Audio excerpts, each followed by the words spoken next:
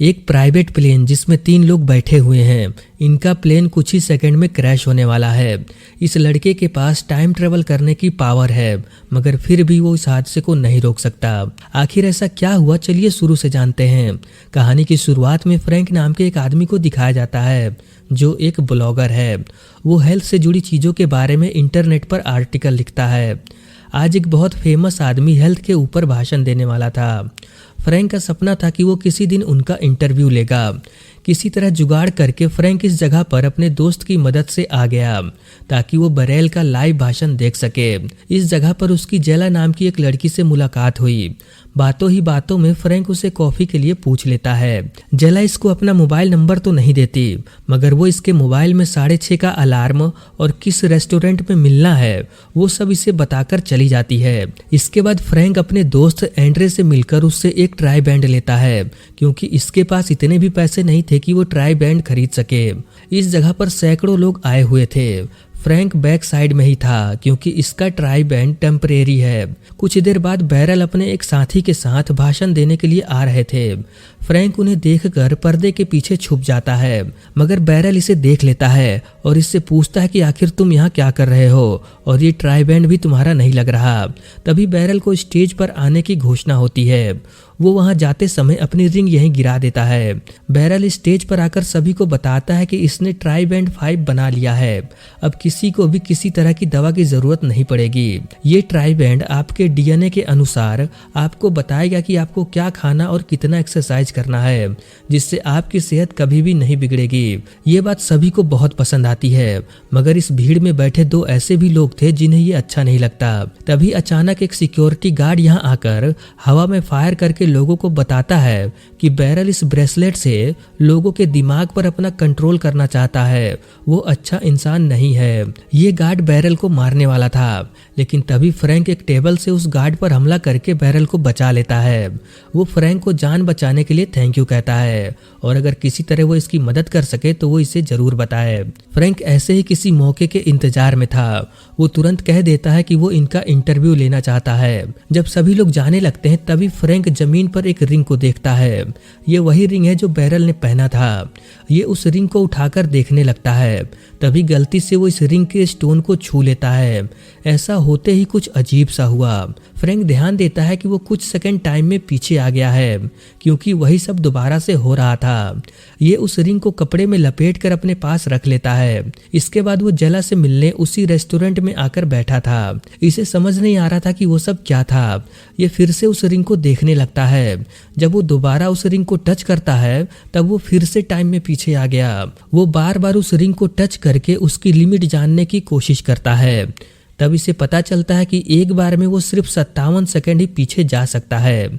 उसके बाद उस रिंग को रिचार्ज होने में भी टाइम लगता है। कुछ देर बाद जेला यहाँ आती है। ये दोनों ढेर सारी बातें करते हैं, मगर फ्रैंक उस रिंग के बारे में जेला को भी नहीं बताता। ये जेला को लेकर अपने घर आ गया। जेला किसी काम से फ्रैंक का लैपटॉप देखती है जिसमें एक लड़की की फोटो थी। उसे लगता है कि फ्रैंक की पहले से ही गर्लफ्रेंड है। फ्रैंक बताता है कि ऐसा कुछ नहीं है, वो इसकी बहन है जो कुछ सालों पहले किसी नशीली दवा का शिकार हो गई। इसलिए फ्रैंक लोगों को आर्टिकल लिखकर समझाता है कि उन्हें किस तरह की दवा खानी चाहिए और किस तरह की नहीं। दूसरी तरफ हमें सिग नाम के एक आदमी को दिखाया जाता है जो एक बहुत बड़ी दवा कंपनी का मालिक है। कैल्वर्ट और रैनी इससे आकर बताते हैं कि आज क्या क्या हुआ। इनकी बातों से हमें ऐसा लगता है कि ये लोग बैरल के दुश्मन हैं और ये नहीं चाहते कि उसका ब्रेसलेट लोगों तक पहुंचे। अगर ऐसा हो गया तो इसकी कंपनी को बहुत नुकसान होगा। सिग कैल्वर्ट को फ्रैंक पर नजर रखने को बोलता है, क्योंकि इसे लग रहा था कि ये सब जानबूझकर किया गया है ताकि बैरल और फेमस हो सके। अगली सुबह फ्रैंक को पता चला कि इसकी गाड़ी को टो करके ले जाया जा रहा। ये एक बार उस रिंग का इस्तेमाल करके उन्हें रोकने की कोशिश भी करता है, मगर इसका कोई फायदा नहीं होता। फिर वो टीवी में कसिनो के बारे में देखता है। इसके दिमाग में पैसा कमाने का आइडिया आया। ये तुरंत पास के ही एक कसिनो में पहुंच जाता है। वो पहली बार किसी भी नंबर पर दांव लगा देता है जिसमें वो हार गया, लेकिन अब इसे पता है कि जीतने वाला नंबर कौन सा है। इसलिए वो रिंग का इस्तेमाल करके टाइम में पीछे आ गया। देखते ही देखते इसने बहुत सारा पैसा जीत लिया। सभी हैरान थे कि वो इतना पैसा कैसे जीत पा रहा है। अगले दिन से फ्रैंक बस यही काम करता। वो लगातार पैसे से बनाता जा रहा था, लेकिन उसने गलती किया। वो ज्यादातर उसी कसीनो में जा रहा था। कसीनो वालों को इस पर शक हो गया कि ये कोई ट्रिक से जीत रहा है। एक दिन कसीनो वालों ने इसे पकड़ लिया और मार मार कर पूछने लगे कि वो ये सब कैसे कर पा रहा है। तभी कैलवेट, जो सिग के कहने पर इस पर नजर रख रहा था, वो इसे आकर बचा लेता है। इसके बाद ये दोनों आपस में बातचीत करते हैं। कैलवेट भी बहुत चालाकी के साथ इससे पूछता है कि आखिर वो हर गेम कैसे जीत जाता है। फ्रैंक कहता है ऐसा कुछ नहीं है, शायद मैं बहुत लकी हूँ। कैलवेट कहता है मैं जानता हूँ तुम आर्टिकल लिखते हो और वो आर्टिकल लोगों को बहुत पसंद आते हैं, इसलिए मैं चाहता हूँ कि तुम मेरे बॉस सिग के लिए भी आर्टिकल लिखो। फ्रैंक कहता है मैं ऐसी किसी भी चीज के बारे में नहीं लिखता जिससे लोगों की जान जाए। कैलवेट अपना कार्ड देते हुए कहता है कि अगर तुम्हारा मन बदले तो मुझे जरूर बताना। घर आकर वो सारी बातें जेला को बताता है। जेला कहती है कि ये तो वही कंपनी है ना जिसकी दवा खाकर तुम्हारी बहन मारी गई। इससे अच्छा मौका तुम्हें नहीं मिलेगा उस कंपनी को बर्बाद करने का। तुम उनके साथ रहकर ही उनके बारे में जान सकते हो। फ्रैंक को ये आइडिया बहुत पसंद आता है। अगले दिन इसे बैरल का फोन आया जो इंटरव्यू देने के लिए तैयार थे। फ्रैंक उनसे पूछता है क्या वो फ्यूचर में सभी दवाइयों पर पाबंदी लगाने वाले हैं। अगर ऐसा हुआ तब उन दवाइयों का क्या जो एक्सीडेंट या किसी तरह के दर्द में काम आता है। बैरल कहता है क्या हो अगर फ्यूचर में कोई एक्सीडेंट ही ना हो, ना कोई दर्द, ना कोई बीमारी। ऐसी दुनिया देखना ही मेरा सपना है और मैं इस पर कई सालों से काम कर रहा हूँ। ये फ्रैंक को 2 ब्रेसलेट देता है, एक इसके लिए और दूसरा इसकी गर्लफ्रेंड के लिए। इसके बाद फ्रैंक कैलवर्ट से जाकर मिलता है जो इसे सिग से मिलवाने ले आया। पहले तो फ्रैंक सिग को एक मुक्का मारकर अपना गुस्सा शांत करता है, फिर टाइम में पीछे आकर सब कुछ नॉर्मल कर देता है जैसे कुछ हुआ ही ना हो। यहाँ पर हमें एक बात समझ में आती है, जो कोई भी उस रिंग के स्टोन को छूता है सिर्फ वही टाइम में पीछे जाता है। यहाँ पर इन लोगों में ढेर सारी बातें हुई। सिग भी ये जानने की पूरी कोशिश करता है कि फ्रैंक ये सब कैसे कर लेता है। आज से फ्रैंक सिग के लिए ही काम करेगा। सिग समझ रहा था कि फ्रैंक बैरल के लिए काम करता है और इसने फ्रैंक को बहुत ज्यादा पैसे देकर उसे खरीद लिया है।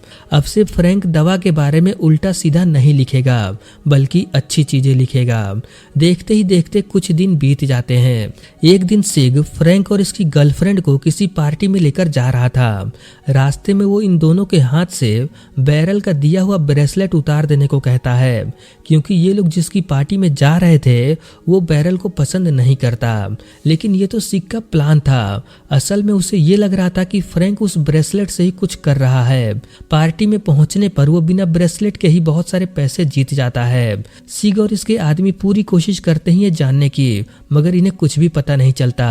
तभी अचानक एक आदमी यहाँ आकर सिग और इसके आसपास के सभी लोगों को गोली मार देता है, जिसमें जेला भी थी। हालांकि सिग और इसके साथियों का मर जाना फ्रैंक के लिए अच्छी बात थी, लेकिन इन सब में जेला भी मारी गई। इसलिए फ्रैंक टाइम ट्रेवल करके इस बार उस आदमी को गोली चलाने से पहले ही उसे रोक लेता है। ये देखकर सिग इससे बहुत खुश हुआ, क्योंकि इसके वजह से ही आज वो जिंदा है। कुछ दिन और ऐसे ही बीत जाते हैं।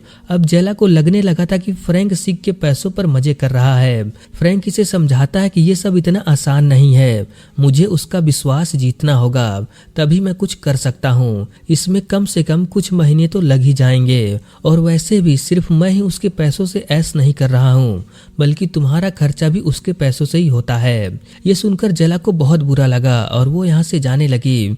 फ्रैंक उसे रोकने की कोशिश करता है, जिसमें ये दोनों पानी में गिर जाते हैं। तभी गलती से जेला फ्रैंक की रिंग को छू लेती है।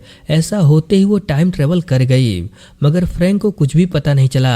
जेला पूछती है कि अभी अभी यहाँ क्या हुआ, हम दोनों पुल में गिर गए थे। फ्रैंक समझ जाता है कि उसने इसकी रिंग को छू लिया। अब कोई रास्ता न देखते हुए वो जेला को इस रिंग और टाइम ट्रेवल के बारे में सब कुछ बता देता है। ये जानकर तो जेला और भी ज्यादा गुस्सा हो जाती है, क्योंकि इसने जेला पर भी इसका इस्तेमाल किया। वो घर छोड़कर चली गई। अब फ्रैंक सोचता है कि जेला सच ही कह रही थी, ये अपना मकसद भूल चुका है वो आज इस सिग का पर्दाफाश करेगा। न्यूज में इसे पता चलता है कि जो आदमी उस पार्टी में सिग पर हमला किया था असल में उसकी वाइफ सिग की कंपनी में काम करती थी, लेकिन अचानक एक दिन उसने सुसाइड कर लिया। मगर उस आदमी का यही मानना था कि ये सब सिग की गलती है, इसीलिए वो इसे मारने आया था। पूरी बात जानने के लिए फ्रैंक रैनी से जाकर उस लड़की की फाइल मांगता है ताकि ये सिग पर लगे इल्जाम को झूठा साबित कर सके। रैने ये बात तुरंत सिग को आकर बताती है। अब इन लोगों को भी शक होने लगा था कि फ्रैंक इन्हें बर्बाद करने आया है।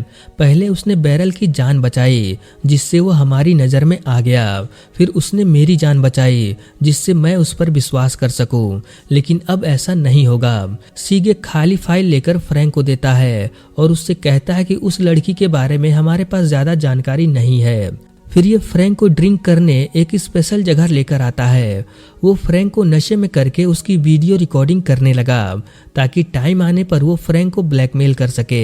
अगले दिन फ्रैंक रैनी के पास गन लेकर आता है और इससे लॉकर का पिन मांगता है, मगर वो शोर मचा देती है। फिर वो रिंग का इस्तेमाल करके पीछे आ जाता है। इसने कई बार उस पिन को इसी तरह से जानने की कोशिश किया, मगर हर बार कुछ न कुछ गड़बड़ हो जा रहा था। करीब 5 से 6 बार यही सब करने पर उसे पिन नंबर मिल जाता है। सभी के चले जाने के बाद वो उस लॉकर को खोल कर देखता है जिसमें बहुत सारे सबूत थे। असल में ये सारे सबूत सिग ने ही यहाँ रखे थे ताकि अगर इसका कोई आदमी इसे धोखा दे तब वो ये सबूत दिखाकर उसे ब्लैकमेल कर सके। इसमें फ्रैंक की फोटो भी थी। वो तुरंत ये सारे सबूत अपने दोस्त को सेंड कर देता है और उससे कहता है कि ये सब कल होने वाले प्रोग्राम और सभी टीवी में एक साथ दिखना चाहिए। इसका दोस्त कहता है ये सब करने में मेरी नौकरी चली जाएगी। जिसके बाद फ्रैंक इसके अकाउंट में बहुत सारे पैसे भेज देता है, जिसके बाद वो खुशी खुशी ये काम करने को तैयार हो गया। ये बात लोगों को पता चलने से पहले फ्रैंक जेला को लेकर यहाँ से दूर भाग जाने वाला था, क्योंकि इसके बाद वो लोग इसे नहीं छोड़ेंगे। ये जेला को फोन करता है मगर उसका फोन नहीं मिलता। कुछ ही देर में उस लड़की का मर्डर जो सिग ने सुसाइड में बदल दिया उसका वीडियो हर जगह लाइव हो जाता है। अब सिग का बचना नामुमकिन था। फ्रैंक जब यहाँ से जेला के घर जा रहा था तभी सिग के आदमी इसे पकड़ लेते हैं। उन लोगों ने जेला को भी पकड़ लिया था। सिग फ्रैंक से कहता है कि इस वीडियो को फेक साबित करने में मुझे थोड़ा टाइम लगेगा जिसमें तुम मेरी मदद करोगे। तब तक के लिए हम लोग इस शहर से दूर जा रहे हैं। एयरपोर्ट पर पुलिस इन्हें पकड़ने आ गई थी। फ्रैंक जेला को चुपके से रिंग छूकर भाग जाने को कहता है। जेला ऐसा ही करती है। वो टाइम में पीछे आकर भागने में कामयाब हो जाती है। जब ये लोग प्लेन से भाग रहे थे तभी पुलिस की एक गोली इंजन में जाकर लगी, जिससे अब कुछ ही देर में वो प्लेन क्रैश हो जाएगा। यही सीन मूवी के शुरुआत में दिखाया गया। अब फ्रैंक चाहे तो 57 सेकंड पीछे आ सकता है, लेकिन इसका कोई फायदा नहीं होगा क्योंकि दोबारा रिंग को चार्ज होने में टाइम लगेगा, जो इनके पास बिल्कुल भी नहीं था। सिग मरने से बहुत डर रहा था। वो फ्रैंक से पूछता है कि आखिर तुमने ऐसा क्यों किया। फ्रैंक कहता है तुम्हारी दवा की वजह से हजारों लोग मारे गए, जिसमें मेरी बहन भी थी, लेकिन अब मुझे मरने का कोई दुख नहीं क्योंकि मैंने अपना काम कर दिया। तभी गलती से सिग इसका हाथ पकड़ता है जिसमें वो रिंग से टच हो गया। ऐसा होते ही वो 57 सेकंड पीछे आ गया। अब सिग को भी सब कुछ समझ में आ चुका था कि फ्रैंक ये सब कैसे कर पा रहा था। वो इसकी रिंग लेकर दोबारा से टच करता है, मगर अब वो रिंग काम नहीं करती क्योंकि उसे चार्ज होने में टाइम लगेगा। देखते ही देखते इनका प्लेन क्रैश हो गया। कैल्वर्ट, रेने और फ्रैंक किसी तरह घायल हालत में प्लेन से बाहर निकल आए, मगर सिग अंदर ही रह गया। तभी एक जोरदार ब्लास्ट हुआ जिसमें सिग मारा गया। इस जगह पर बैरल इससे मिलने आता है। फ्रैंक इससे पूछता है कि आपको कैसे पता चला कि मैं यहीं पर मिलूंगा। बैरल बताता है जो रिंग तुम्हारे पास है असल में मैंने ही जानबूझकर तुम्हें दिया था ताकि मैं इस रिंग को टेस्ट कर सकूं। तुमने बहुत अच्छा काम किया। ये फ्रैंक को आगे भी इसके साथ काम करने का ऑफर देता है, मगर फ्रैंक इन्हें मना कर देता है क्योंकि इसका मानना था कि भले ही ये रिंग हमारी भलाई के लिए है, लेकिन मैं इसका आदी हो गया था, इसलिए मैं नहीं चाहता कि ये रिंग किसी गलत हाथों में जाए। इतना कहकर फ्रैंक उस रिंग को तोड़ देता है। ये देखकर बैरल और भी खुश होता है और इससे कहता है कि मुझे तुम्हारे जैसे ही किसी की तलाश थी। फ्रैंक कहता है मुझे माफ करना, पर मैं आपके साथ काम नहीं कर सकता। इसके बाद फ्रैंक जेला का हाथ पकड़कर यहाँ से जाने लगा। तभी हम नोटिस करते हैं कि जेला ने जो रिंग पहनी थी, जो असल में फ्रैंक ने ही इसे दिया था। फ्रैंक उस रिंग को टच करता है जिससे रोशनी चमका और ये मूवी यहीं पर खत्म हो गई। यानी फ्रैंक ने पहले से ही इसका प्लान बना लिया था, वो बैरल के साथ जरूर काम करेगा। ये रिंग तोड़ने का नाटक सिर्फ जेला को दिखाने के लिए किया गया, क्योंकि वो इस रिंग के बारे में जान गई थी। मगर उसे ये नहीं पता कि उसने जो रिंग पहना है उसमें भी बहुत छोटा सा स्टोन लगा हुआ है जिससे टाइम ट्रेवल किया जा सकता है। मूवी के आखिरी में ये दिखाकर हमें ये बताने की कोशिश किया गया है कि इसका दूसरा पार्ट भी बन सकता है, जिसमें इस रिंग के बारे में डिटेल में बताया जाएगा। इस मूवी का नाम है 57 सेकंड, जो 2023 में रिलीज हुआ है। ये मूवी हिंदी में भी है।